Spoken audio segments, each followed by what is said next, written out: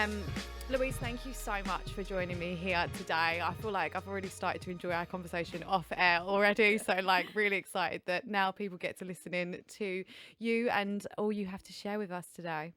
Thank you. It's amazing to be here, and I'm really excited to have a chat. Excited and a little bit nervous? Yeah, I'm not gonna lie, a little bit nervous. We'll look after you, I promise. Thank you. First time behind the mic, so You're going to be great.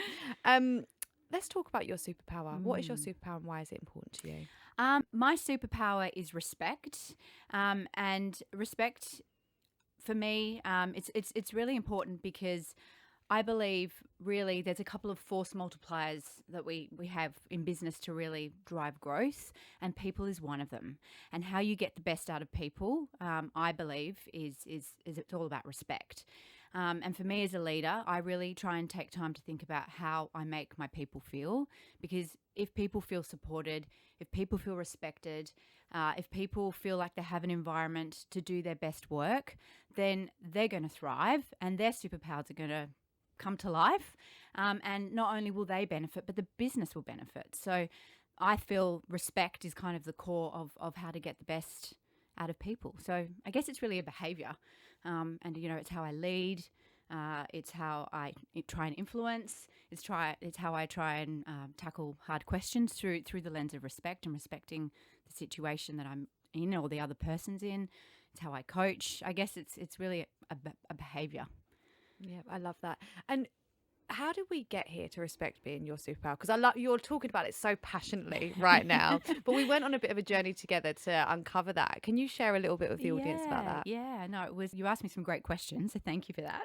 It helped me try and uncover it.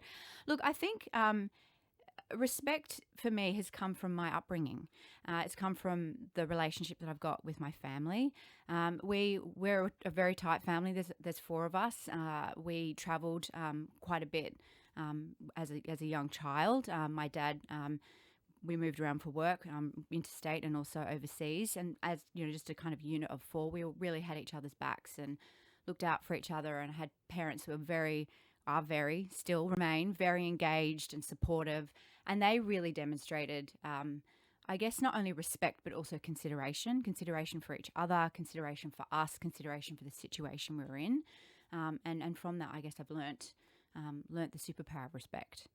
It certainly is your superpower, because I felt like we were piecing bits together, and I was like, I don't even think you used the word respect, but it was just that really clear overarching. I feel like you are someone that would fight for something they believe in, and if something is being disrespectful, or someone is being disrespectful towards someone, you would be in full fight mode. Absolutely. And I think I'm always fighting for my team, and that's something that people have I guess described me as, someone that's always they're trying to lift the team, trying to get the team more visibility, trying to share their amazing work that they're doing. So absolutely, when I see the opposite of that happening, it does get me a bit cross. So let's talk about that. You've just kind of said around visibility, like how you help your team, fight for your team. What does that mean? Getting the visibility. So is that managing up? Yeah, absolutely. It's managing up. It's giving them great opportunities to do amazing work. I think for me, it's also about really, I guess, setting the vision, working with them to set the strategy, establishing the guardrails in which we should be working, and then just letting the team go. And then when great stuff happens, we celebrate it. We have a meeting every week. We call it Big Rocks, and there's a few fun things that we do in that meeting. But one of the things is that we celebrate the wins, because it's really important, and it's really motivating and inspiring, and it's great to share the successes of everyone across the team. So, yeah. What are the other fun things you do in that meeting? You made that a bit too secretive. Look, some of my team might not say it's fun, but I think it's really important. Look, music is really important in marketing. It's something that we use a lot. It's a tool we use a lot. It connects you really quickly to an emotional state. You can use it for nostalgia, and obviously when we're promoting shows. It's a really kind of important tool that we use. And so we always start off the meeting with someone in the team being designated as the weekly DJ. So each week someone takes a turn. And they get to bring a piece of music that has inspired them, or maybe that's connected to culture that week, or that they love, and they share it with the team. We play it, we have a bit of a chat about it, and then we get into the agenda of the meeting. So it's just a fun way to start it off and bring a bit of a creative vibe to the meeting. Okay, I've got a question that you're not going to like off the back of this. It's Oh. harder. No, it's easy. It's easy. What song would you use to describe how you're feeling right now? Oh my goodness. What song would I use to describe how I'm feeling Feel right free now? to sing it as well. That's a really a good question. I'm a bit stumped. I can tell you what song I was singing on the way here in the car, which the team know I'm a bit of an 80s tragic. And just to, I guess, get in the zone for this morning, I was kind of having a bit of a bop along as I'm driving here to Dancing on the Ceiling by Lionel Richie. Bit uplifting, kind of gets you going. And I think the people driving past me were probably like, what in the hell is she doing? Do you know what, though? There is nothing better than driving past someone's car and seeing them have a good time. Like, I turned 35 in December, and I haven't had any kids. I haven't got married, and I haven't bought a house or done anything remotely grown up. But I was reflecting on this about where I am in life. But I was like, do you know what? But I'm someone who sings in the shower, and I'm someone who, when I'm driving along, I'm singing and dancing in my car. And I was like, actually, 13-year-old me would be so proud of, like, when it's me on my own, what am I doing? That's me at my happiest. Yeah. And I do think, I love that you're kind of using music to hype yourself up for the day, because I think it's such an important part. But it's those moments that you're talking about in your car when you're alone. What do they look like for you? And are you caring what the car next to you? Nope, don't care at all. Exactly. Let it go. And I think we should encourage that. Absolutely. And look, those moments in the car, I'm either singing or listening to a tune, or listening to a podcast. Loving the stories that you're telling here at the Limitless Equation, or I'm thinking.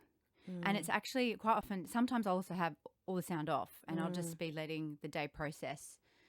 I'll be thinking, and I'll be thinking about the feelings that I'm having about the day, and trying to I guess connect a little bit with my gut and kind of assess and almost process what's happened by kind of leaning into the feeling, if that makes sense. I'm really glad you've said that, because so often we're numbing by scrolling social media, or hiding behind putting a podcast on because it's better than listening to our own thoughts. Like, there is an element of how comfortable are we in our own thoughts, and I love that you're connecting with yourself and building that relationship with yourself to ask yourself, how am I today? Like, how do I feel? Like, that's such a good technique, but not something we've really been told that we're meant to do, right? Like, I'm almost new to that's almost new to me.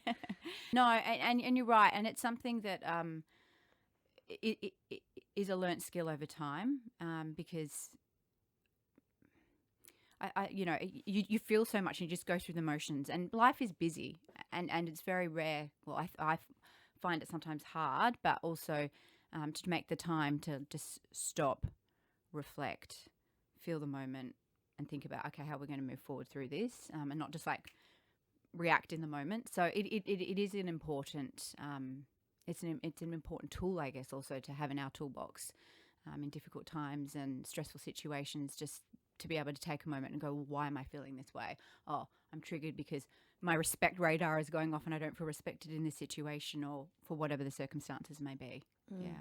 I did a spiritual kind of class recently, and it was talking about embodiment and the importance of like feeling into your body and kind of owning that space. And it's quite like sexy, like they kind of get you to feel sexy in the process. And they said, right, we want you to practice this in the car, like feeling sexy. And it was the most uncomfortable process ever, but it's really helping me to like love my body and love who I am. Like, I spent probably 33 years hating my body, and we've really gone rogue with this, haven't we? But all from the music comment. But I honestly spent 33 years where I'd look in the mirror and I would hate what I would see. And it was only as I started to like mindfully connect to my brain and where I was at, alongside then connecting my body and like being grateful for my body and like stroking my arms and be like, oh, I'm so lucky, you know, I'm so blessed to have this body.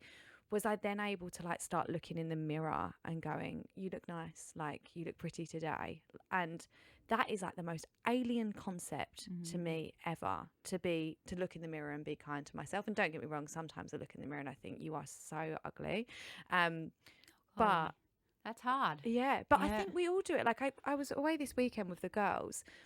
So I said to two of my friends, I was like, you two look beautiful. And they were like, oh, I feel so ugly. And I was like, oh, that makes me feel good, because if you feel it and you look amazing, then maybe it's just my feeling at the moment and it's not actually true for me. Have you got any thoughts? I'm rambling Yeah. here, but have you got any thoughts on what I'm saying? I'm going to be totally honest. I do the same thing, you know. And you've got that little kind of voice in your head, you know, chipping away at your thoughts, and it's not always easy. And I can say, as a, you know, woman who's, you know, aging in my mid 40s, and the changes that are happening at this stage of my life, and new lines under my eyes and things like that. It's like, I don't like it. I'm not going to, you know, I don't think anyone does. But at some point, you just have to let it go. And some days I'm better at that than others. Some days more concealer goes on under the eyes. I think we're taught though to not, like, we're taught not to love ourselves. Like, I always talk about the fact that the economy would collapse if women loved ourselves, because we spend so much money on trying to look a certain way and be a certain way. And I was always, before I did this podcast, I was always scared of getting older, because there was such a perception around like, oh, you don't want to be an older woman, like you're cast aside in society. And since I've been doing this podcast, I feel angry about the fact that I was ever made to feel like that, because like, the older you get, the wiser you get, the more experience you get. Like, who fucking cares if you've got like more wrinkles around your eyes, or, you know, like, and I get upset by it. It's my trigger point, in the same way respect is a trigger point for you. Anyway, I've gone on a tangent. I'll take us back. I'll take us back on where we're actually meant to be talking about. Let's talk about disrespect, because we've spoken about respect. If anyone's listening to this and they feel like they're being disrespected, or they've managed to tap it, they've taken your advice, they've tapped into their bodies, and they've realized, actually, I feel like I'm in a position where people are disrespecting me, what would you say to them? Look, it's difficult, and I think, you know, for me, and how I think about that and how I manage that, I guess, is probably the best way for me to answer that question. And I have to sometimes stop and think, and I do listen to my gut, because that's where I feel it first, right? You know, the kind of flashing warning light goes off, but it's in my tummy, and I have to stop and think, and then I guess there's two ways you can think about it. You can go, well, are they actually truly disrespecting me, and is that actually the case? And, you know, in that case, then quite often, you know, you can go down into that kind of world of judgment, which is not a great place to be. You know, it's not helpful or healthy. And you know, if I catch myself there, I try to bring myself back. But the other way to look at it, and this might be helpful for people listening, is to actually try and understand whether it really is true disrespect, or whether it's actually difference. A difference of opinion, a difference of what's motivating them, or the needs that they're trying to meet, or the values that they might have. And it's about, I guess, trying to take the time to better understand them and the situation, and the pressure that they're under, and to ask a lot of questions, and then maybe to be a bit more curious about the situation. And from that, you know, can come great collaboration, can come great learning, can come great growth. I think that's a more positive way to deal with the situation. What would be some examples of disrespect in the workplace? Look, for me, I mean, look, it's different for everyone, right? So, you know, for me, it's when maybe my expectations haven't been met, or it's when I haven't been included in a conversation that I think I should have been included in, about, you know, a decision that's being made in the business. And sometimes, you know, I take that personally, and I do stop and check sometimes and go, actually, no, this is a business decision. It's not about me. It's about what else is going on. And so, yeah, I think.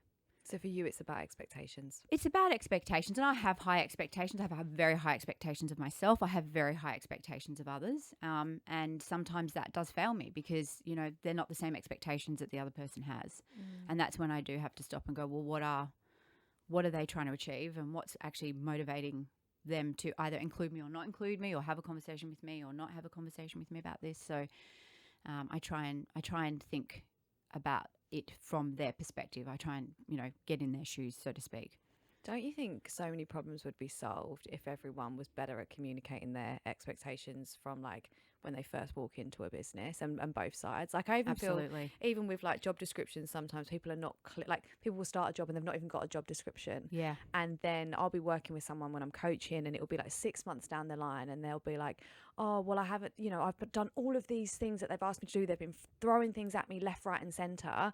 But then I haven't done the things that they expected of me. And they're like, but, and now they're having a go at me. And I'm like, yeah, but you are responsible for making sure you're really clear on the expectations that are being there. And if you're getting then being taken away from them, you need to manage up and talk to people around like, actually, I'm not going to get what we set out in the beginning done if we're not able to, like if you keep putting me on loads of other stuff, but at least you're communicating that. And I feel like people don't even start with the basics of expectations of the JD being aligned. Yeah, I agree. And I think it's really important when you're coming into a new role to be really clear on what it is that you're there to achieve, and you need to take the time to talk to the key stakeholders that are going to be, I guess, influencing how you're perceived in the business to understand what it is that they're expecting of you to deliver, and almost like take that on, filter it, and almost play it back to them and say, are you all in alignment that this is what you want me to do, and this is where I should be focusing my time in the next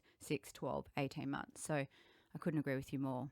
What does success look like, right? That's my key question always. Absolutely. Yeah. What does success look like? Yeah. And also why? Why? Why are you describing success that way? What is it that's behind what the view of success is? Oh, I'm going to add that because I always ask what does success look like, but I don't add why. Thank you. Appreciate that. What other tips have you got for me listening? Because I find we were talking earlier around, and you're like, oh, you know, I don't necessarily get out and network loads. Like I'm really committed to getting my job done. And I'm so, I'm not committed to getting my job done. I love the networking side of things and that element. I think I could learn a lot from you in terms of like the craft of managing a team and the craft of building something that you're really proud of. Maybe things you've learned from coaches, your challenges and experiences that have kind of given you this way about you that feels quite natural. Have you got any stories or things to share on that? I think I guess my philosophy is first with the team. Maybe we start there. Again, like we were just talking about, it's being really clear on what the goal is and what the expectation is, and bringing them on the journey with you. When we when we were launching Paramount Plus, and I was building the team, and we were like building the brand and the go-to-market strategy all at the same time within a few months. It was quite a hectic, and then COVID lockdown part 2 happened. So lots of stuff happening. One of the things we did early on in our journey as a team is to sit down together and actually define what does good look like? How do we want to be as a team? And we did that together. Like, what are our principles? What are our values? And I think we've really stayed tight to that over the last 4 years. And it's kind of been the glue that's bound us together. So that's the first thing. It's like setting expectations, being really, really, really clear. As the leader of the team, my job, I feel, is to create the environment for the team to do their best work. So that's, you know, coaching them through difficult situations, giving them guidance if they feel they need it, being a sounding board. We're great chatters. We're always throwing ideas around in the team, which is great. And removing obstacles where they pop up. And sometimes, you know, the team can manage that on their own. Sometimes, you know, I might have to lean in, but encourage them to do it where they can. And a few of the other philosophies that I guess we adhere to in the team is doing a few things, but doing them really well. So, you know, not there's so many opportunities, there's so many ideas, but you've got to be, again, really clear, going back to what are the objectives, what are we trying to achieve, why are we trying to achieve it, what does success look like, and then going, I'm going to put my energy and attention here instead of here. So I think that's really important, so that we're all really focused on delivering the best possible thing that we can deliver. What do you do if you're working with a leader that doesn't do that? If I'm working with a leader that doesn't do that, I guess I take them on the journey. I bring them along where I can and where it makes sense to do that. So, I will work with them. I will provide context. I think context is a really important thing. Going back to understanding the needs or the motivations of another person that you're working with, whether it's in your team or working, up into, into leadership or a peer. That's really important. But then it's about the context and you explaining, here's what I'm thinking, here's why I'm thinking, here's what I'm doing about it. And so that they understand the breadth of, I guess, the thinking that's going on behind the decision that you're making or the strategy you're implementing. And that's my way of going about it, I guess. Probably giving too much potentially, but it depends on the audience as well. And I know, some people like to talk it through, other people like the facts and, the figures. So it's just also knowing your audience as well and what drives and motivates them and making sure you're meeting them where they are and how they like, to consume the information, if that makes sense. I think people are good at doing that externally, but don't necessarily apply the same principles internally. I notice that, you'll think about your audience externally, but it's like, think about that person. Who are you presenting to? What does that need to look like for them? Yeah. I love that advice. We talked about your superpower a bit. I want to talk about self-belief and your journey with self-belief and where are you at with that? I'm on the journey.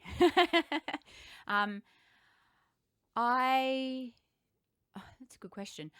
Look, I'm always learning. I'm always looking for growth. One of the things, one of, I guess, my drivers, one of the things that motivates me is constant improvement and how can we get better, and what else can we learn from this situation, or how can I grow in this situation? What can I take from this that I can then use again or apply in a future situation? So I am definitely a work in progress.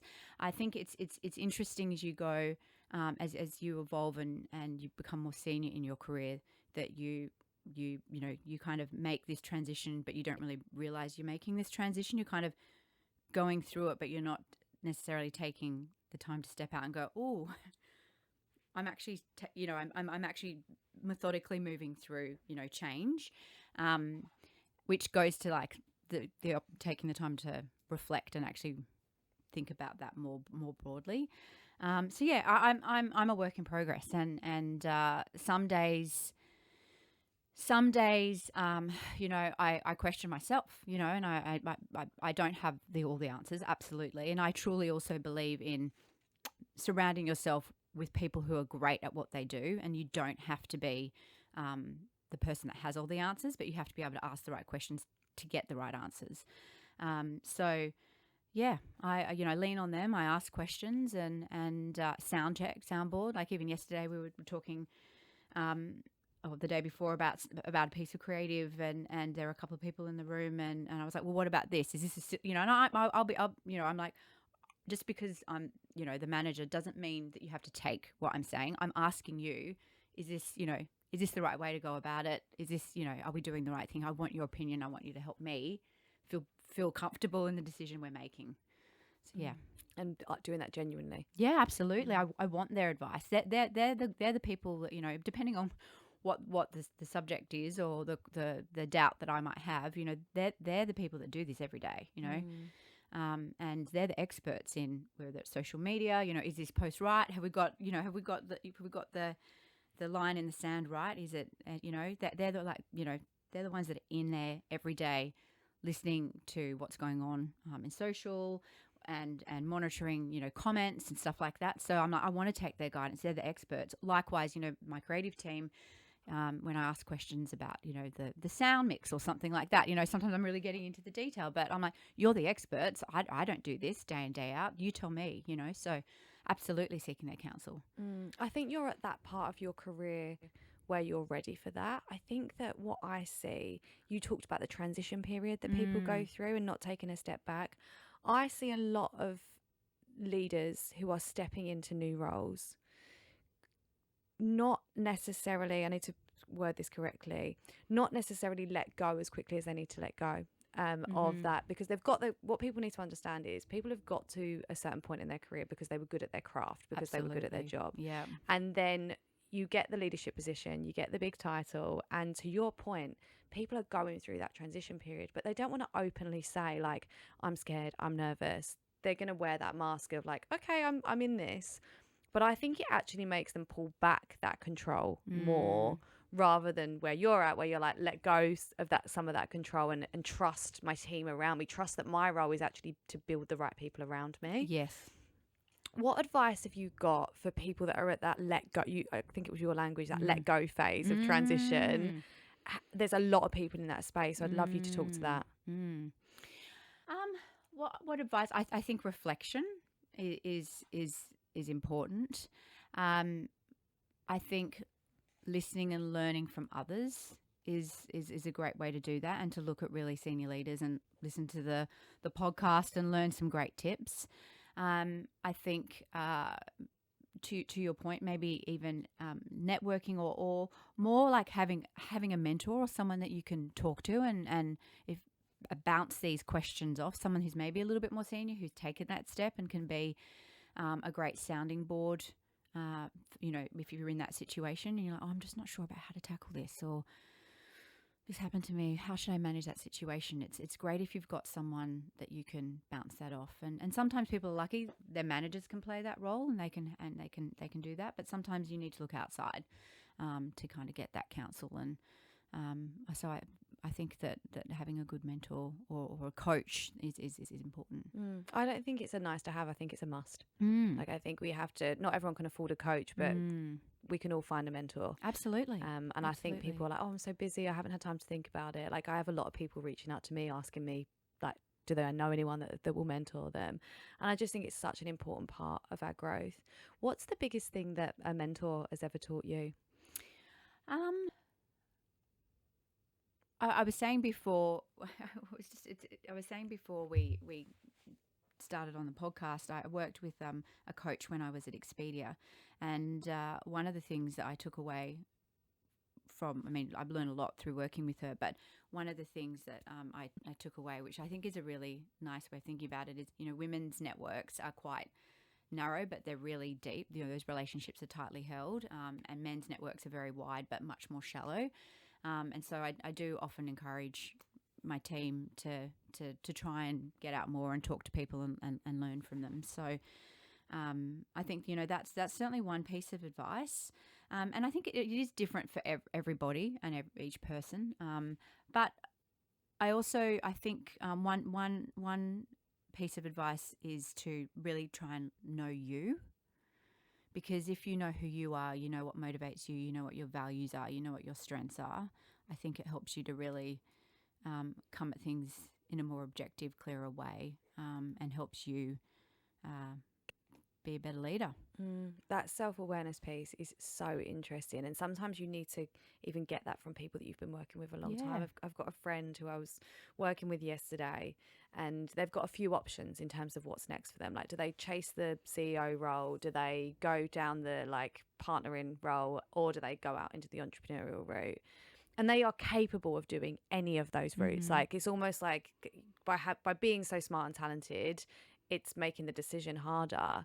But when I broke it down for them, it was like, there's only one route for you when you know realistically who you are, and you've got to take, this particular route, because that's the one that's going to make you happy, and therefore you're going to be good at it. Like, yes, they could be a CEO, but they would hate it. Like, they would hate the responsibility, they would hate the challenges. Like, yes, they could go down the entrepreneur route, but realistically, the not knowing when wages are coming in, and how, the realities of entrepreneur life and how lonely it can be and what a risk it is, that's not their personality either. So you've got to your point around knowing yourself, it's like when you're exploring your options, be true to who you are in that process. Absolutely.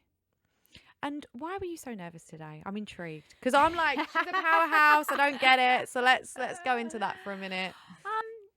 I'm quite a private person, And I mean, the I don't.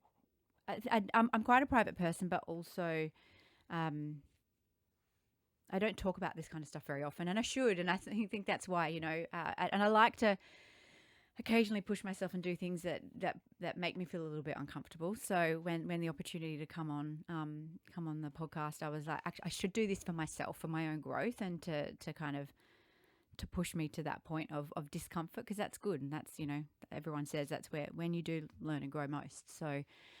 But yeah, I think it's because I'm not used to sharing this kind of thing, and also I'm quite a methodical person, and I like to be quite orderly and concise and also eloquent in my responses. So coming on and not like knowing what you're going to ask me and go, okay, how am I going to answer this? And when you put me on the spot, that's also a challenge for me. So it's a great growth opportunity. Pushing yourself outside your comfort zone. I think I live my life by always do what scares you most. Like when I left my old job, they actually got me a bracelet that said that. I've lost it, obviously, classically. I shouldn't say that on here, they'd be listening. But like I live my life by that. Like always do what scares you most. Like chase the rejection. Like one of the podcast guests said to me, like, what's the best that can happen when you just kind of throw your hat in the ring? What was going through your head when you were asked to be on this? I'd love to, can you just take because this, I was saying to you before we came on air, like everyone says to me, oh, I'm not as good as the other speakers. And I have the same process with all the women. And I'd love you to just explain for everyone the thought process of like from when you get asked to where you are now, to understand what it's like for the rest of the guests, because yours is the same as most. Yeah. Well, I had exactly the same feeling. I'm like, really? You want me? Do you really think I have anything interesting to say? So that's absolutely the first thought process that kind of went through my head. And then it was like, oh my goodness, this is going to be a challenge. And how comfortable am I going to be doing this? And should I do this? But no, come on, Lou, let's be brave. Let's have a crack. And so here we are. Yeah. Yeah. And why would you think that you wouldn't have anything interesting to say? It's a very good question.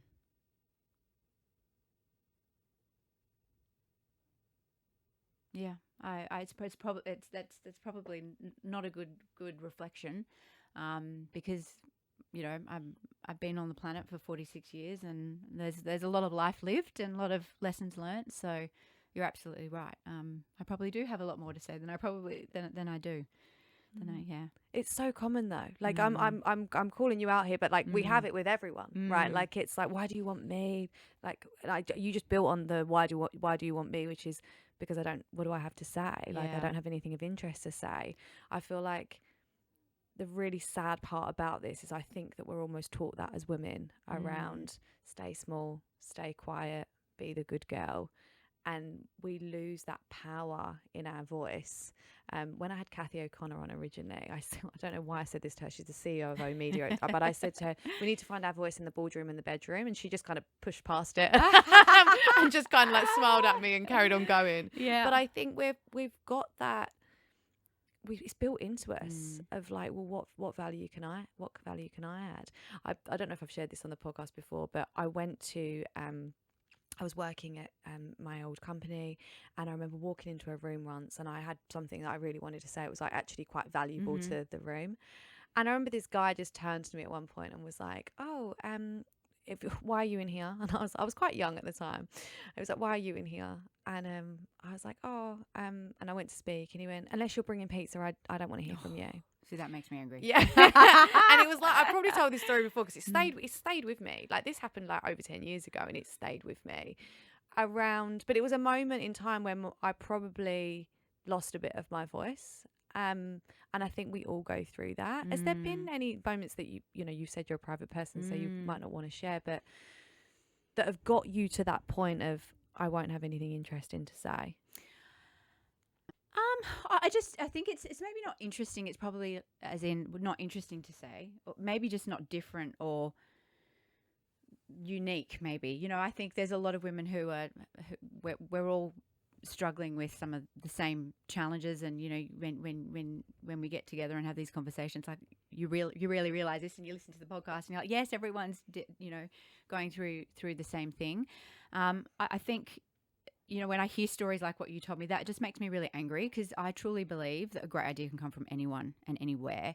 So the fact that, you're not actually letting junior people have a voice in those situations, in those circumstances, I think actually, well, not only does it impact culture and confidence, but also you're not getting the best for the business because you're not hearing all the ideas. They're not all being put on the table. So like that gets me cranky. But at the time, I thought that was an inadequacy in me. And actually, now I'm older, I can go, that was an inadequacy in your capability of leadership. Absolutely. So I think for anyone going through a moment where they have been disrespected at work, or, you have been challenged in a way that wasn't appropriate, knowing that it's not you. Absolutely. Is such an important part of that process, because it's so easy to, I remember feeling like a silly little girl. I remember that narrative of like, oh, silly little girl kind of playing in my head. And it really did impact me at the time. And it was such a flippant comment, right? That person would have never thought about that again. I'm 10 years later sharing it on a podcast. And I think go back to your superpower around disrespect, we need to be so mindful about how we're talking to people, because we're all busy, we're all tired, we're all chasing some kind of massive rat race that we that we don't necessarily need to be doing. Yeah. And I think the way that we show up for other people and how we can impact other people, both positive and negatively, can carry with them, and know the power you have, particularly when you're in roles like you're in. Yeah. Well, as I think I said earlier, I truly believe that that leadership is actually about how you make people feel. Good leaders make people feel great and inspired and supported and, motivated and, kind of raring to go. And bad leaders just squash confidence. And so I'm really trying to be, a great leader. I'm working at it. Yeah. What would your team say about you? I think, the team would say, that I'm strategic. I hope they say that. I'm open. I'm caring. They know I've always got an open door policy. I'm a good listener. I'm a great coach if they need it. I'm open-minded, inclusive. As I said, a great idea can come from anyone or anywhere. I love that. I was interested to, because you've described some really beautiful traits there, but interestingly, the only one you questioned about yourself was strategic. There's no fucking way you are not strategic to get to where you have and you've had it. I was, I've stalked you on LinkedIn. I've seen the businesses that you've worked for and how you've climbed that ladder.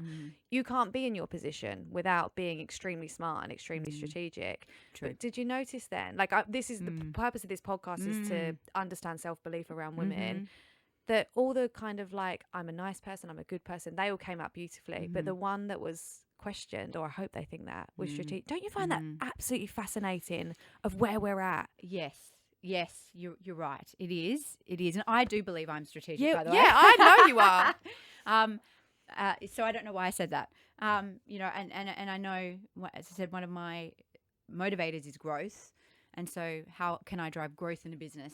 How can we, exceed our goals is very much kind of a very big motivator for me. So, and strategy is at the heart of that. So, yes, I am strategic. Yeah. So I'm calling everyone out on this at the moment. Thank you, coach. No, you are not. Like, I've got the coach in his turn now, like director. When I finished the sessions, like, where can we get you next in your career? Who can I introduce you? How can we make it work?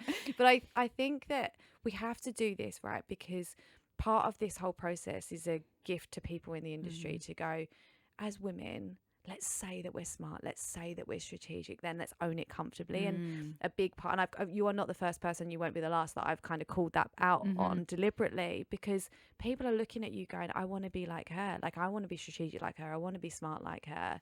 And we have to therefore publicly own that. And it's horrible to do it. We feel so uncomfortable. Like earlier when we were going and I said, oh yeah, sometimes I say I look pretty in the mirror, I felt a bit sick in my mouth. I just said, oh my God, I just said that publicly. People are looking at me like, oh, like we go through it. But we don't talk about it. No, but we've got to. Yes, like right, it's such a big part of this and about helping the next generation. I'm actually going to be running a retreat soon with mothers and daughters. Oh, wonderful. So that's to go through the self-belief process, but with the younger generation. And that's what we're doing it for. You said you're a private person earlier. What are things that you are willing to share? Because I don't want to put you outside your own comfort zone too much, but what are things that you're willing to share that you don't normally talk about? Because you said that you wanted this as an opportunity for growth. So I'm like, all Yeah. right, let's see what your Okay, now limits you're are. gonna push me. Now Yeah. and I'm not also good at being on the spot Yeah. either. So you're like, I normally take time to like think about these things. I don't know, like in what area? Anything that would be kind of like pushing yourself a little bit to go, oh, I can't believe I did that, but I'm proud of myself that I did. Look, I probably just say, some days life feels like a bit of a battle, and there are so many competing pressures, and I fiercely love my job. I love what I'm doing, and I love the opportunity ahead of us. I love working with the team that I've got, and I've got a wonderful family. I've got 2 beautiful children, a lovely, loving, supportive husband, and sometimes, I'm always putting everyone else first. I'm putting the job first. I'm putting the team first. I'm putting, the kids first. And as I was telling you, it's been a really busy week. I was a soccer mum all weekend and been at a dance comp for 2 nights this week. So, it's just there's so much going on all the time. And sometimes I just feel like, oh my God, I can't cope. Like I'm at that point where I'm like, no more. Like, so at that point, I try to find some space for myself because, I kind of realize I'm like, okay, I just need time for me, just half an hour. So I think, yeah. And I know we're all battling with this, right? As you say, we're in this crazy rat race and we're doing 55,000 things at the same time. But yeah, I think some days are hard. Some days are really, really hard.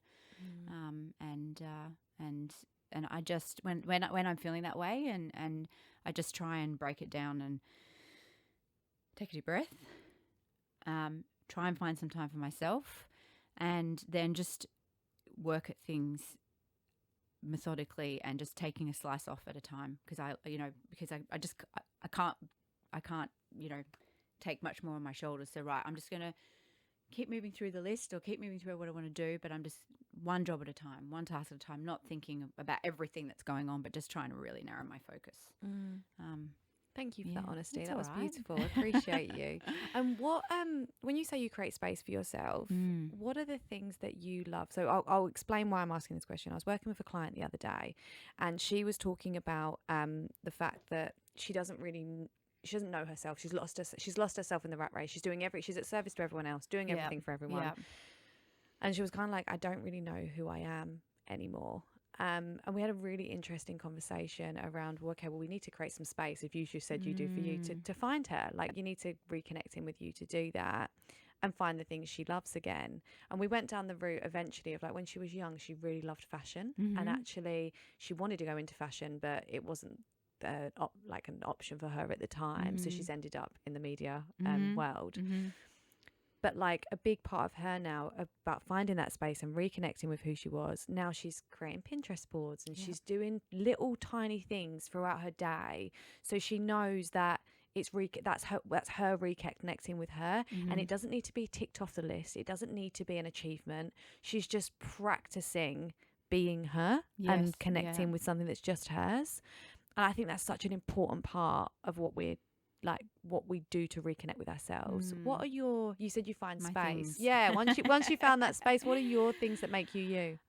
So look, I think one of the things I absolutely love doing, which is why I'm in the job that I'm in, is I love switching off and watching a good show. Yeah, great. For me, that is really precious me time. And so that's one of the first things I do. I should exercise a lot more than I do. I really can't squeeze it in very much, but I do try and get to maybe 2 or 3 classes a week because no one can reach me there. It's my time, and I know I want to be a mother that's active and physically able to support my children. So actually, that's an investment in my life. So that's important to make that time. Other things I do, like I love a magazine. I particularly love a housey magazine. I think, one of my passions is interior design. And so I get a lot of pleasure out of just, picking up House and Garden or Belle and taking 20 minutes or half an hour just to flick through the pages. And a little gift I give to myself regularly throughout the day is a cup of tea. And the team laugh at me because quite often between meetings I'm like, I'm just going to make another cup of tea because the day's so busy, but it's like, this is my little treat. This is my little moment of like sanity. Just, and I don't have to drink it on my own. Quite often I'm drinking it through the meeting, but it's just like a little kind of circuit breaker. So I do that a lot through the day. It's a bit of a joke. When I left one of my earlier jobs, when I left Expedia, the team, and I'd been there for the best part of a decade, the team tried to work out how much time I'd actually spent making cups of tea in the 10 years that I'd been in the business, which is quite funny. So yeah, that's how I do it.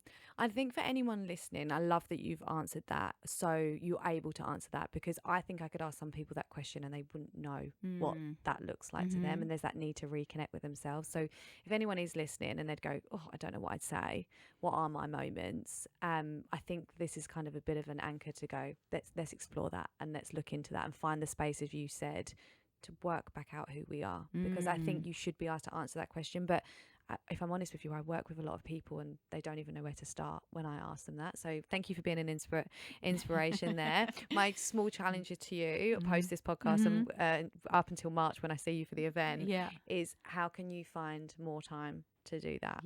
Because I think that I loved how physical your reaction was when you were like arms in the air, like sometimes I just don't have, and I think that if I could say to you, and we won't go, I'm going to ask you at the event when I see you. What are you doing, Lou? Yeah, how can we, because we so spend time, we find time for everyone else. We can always find time and for others.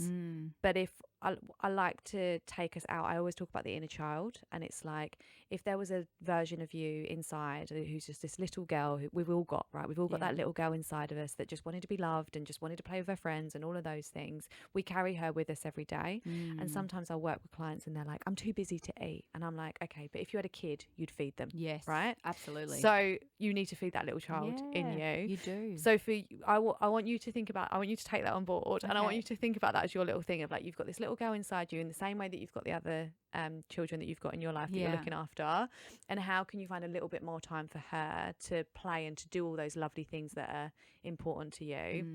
And just that mindset shift. And it might make no difference, but next time I see you, will you tell me if you've taken care of her in the same way?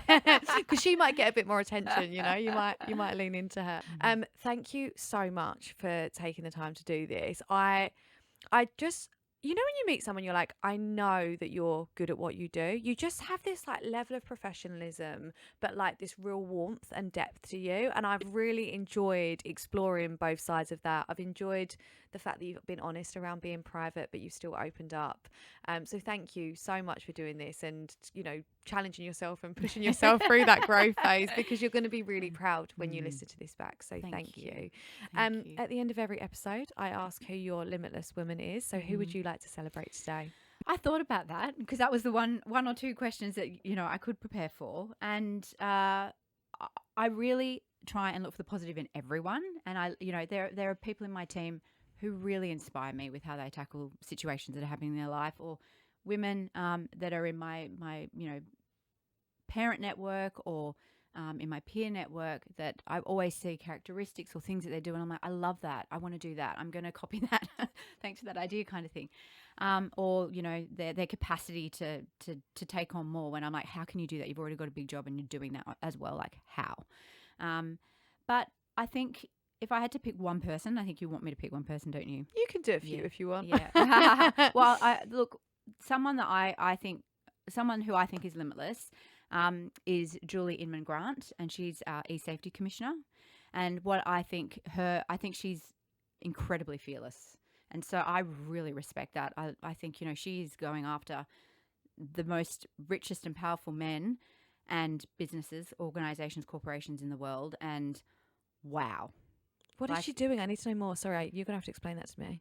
Well, she's our e-safety commissioner. So I don't know what that is. I'm sorry. So she's essentially writing all the legislation and working with the government, I believe, on the legislation around social media use. Oh, cool. Yeah. So she's doing an incredible job. Wow, what a woman. I know. Just and tackling some tricky people. Yeah, good for her. I love that. Yeah. Full girl power. Yeah, absolutely. She's at it. Thank you so much for taking the time to do this. Appreciate you so much. It's been such a pleasure, and we'll see you at the event. You will. Thank you. Take care. Thank you.